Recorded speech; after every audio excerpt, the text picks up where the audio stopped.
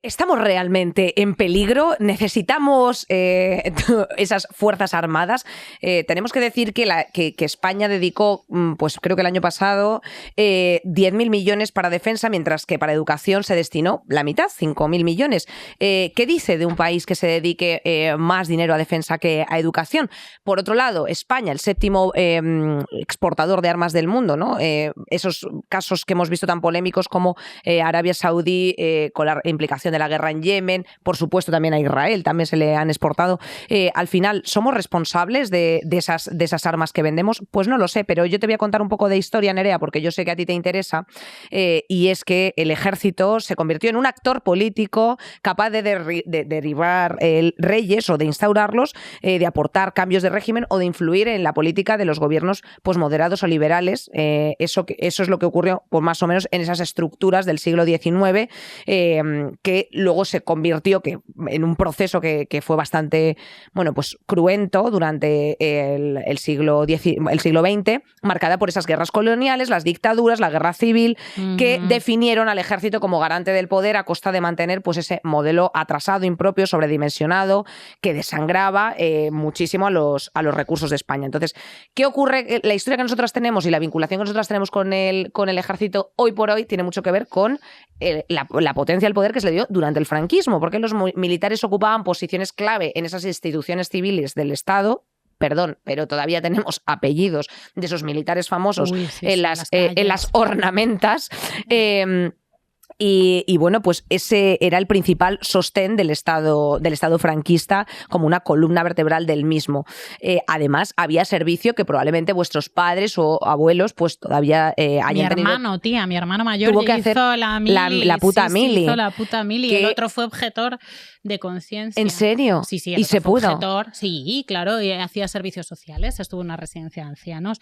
Uno de ellos hizo el servicio militar. Pero porque a lo mejor ahí podías, pero había algunos había algún año que no se podía ser ni objetor ni nada, solamente podía ser si tenías estrabismo, efectivamente, porque ahí se difundían, recuerda Nerea, se difundían los valores militares entre la juventud. O sea, quiero decirte que tú llegabas ahí y con 18 años te rapaban el pelo, no sabías muy bien de qué iba la cosa, pero bueno, tenías que cepillar caballos. ¿Qué ocurre? Que el ejército español dejaba de considerarse oficialmente un sujeto político con la aprobación de la Constitución del 78, entonces ya no es actor político y allegedly se supone hasta que hay el día de hoy proceso, ya no es actor político, claro, hasta que te cascan un pampols, a un tellero, ruido de sables, tellero, claro, recordemos Tejero, que efectivamente bueno, pues también pasaron cosas. Es que claro, fin, esto es muchas post cosas. 78, mi reina. Entonces, claro, es que es como. Pero bueno, hay una especie como de o se pretende hay una pretendida despolitización del ejército que no se cumple inmediatamente, pero sí que es cierto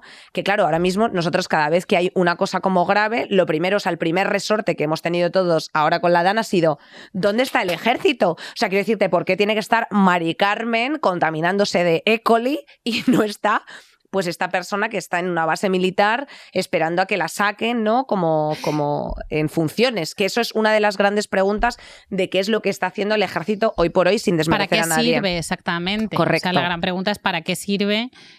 Sí, escuchando documentales, informaciones sobre el papel de este Pampols, se escucha a una antigua militar y creo que era una tía vinculada al PSOE, no recuerdo el nombre, decir que en otros países del mundo a los militares retirados en la empresa privada y en la política se los rifan por el tipo de formación que tienen.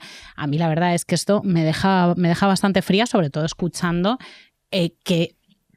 la trampa de este tipo diciendo que no tiene ningún sesgo ideológico, que está por encima de la política como si tal cosa fuera posible, pero a la vez diciendo que está completamente en contra del igualitarismo, ¿no? Entonces, ¿dónde se los rifan a los militares y para qué coño sirven? Total. Bueno, lo que sucede, tú has hecho el repasillo pretransición, ¿no? Hasta el 78.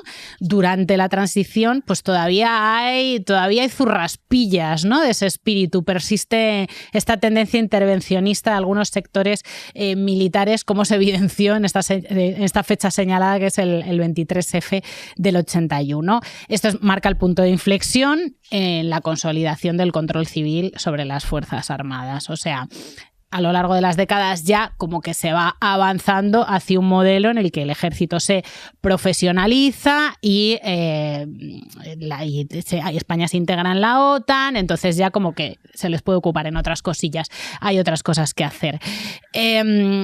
Lo que pasa es que algunos mandos militares, como por ejemplo este pavo, continúan considerando que entre sus funciones como colectivo está influir en el sistema político, ¿no? Que esto es algo que en una democracia plenamente consolidada es muy raro, tía. Es que Fidel Castro. Claro, esto lo ha hecho Mazón y Feijóo ha apoyado este estado de las cosas de que claro, que el exmilitar no viene a hacer política, sino que viene a reconstruir. Caballero, ¿pero qué dice? O sea, pero reconstruir es hacer política. O sea, sin política lo que pasa es que sigues construyendo en terrenos inundables y concediendo millones y millones de euros por un sumidero que va todo a putas empresas de la trama Gürtel, joder. Claro que es necesaria la política. Lo que pasa es que no son idiotas. Esto lo dicen porque constantemente están separando la política de la política. O sea, esta idea refuerza algo que les viene muy bien al PP, que es: todos son iguales, todos son corruptos, la gente debe entender a los políticos como una amalgama, da igual a quién votes porque total, todos van a robar. Un partido que ha sido directamente una organización criminal, coño. Entonces, claro, cuando estas ideas caen en el ciudadano, dicen, bueno, si todos sean iguales, pues me iré con el más racista o el que no diga todes nunca, y ya está.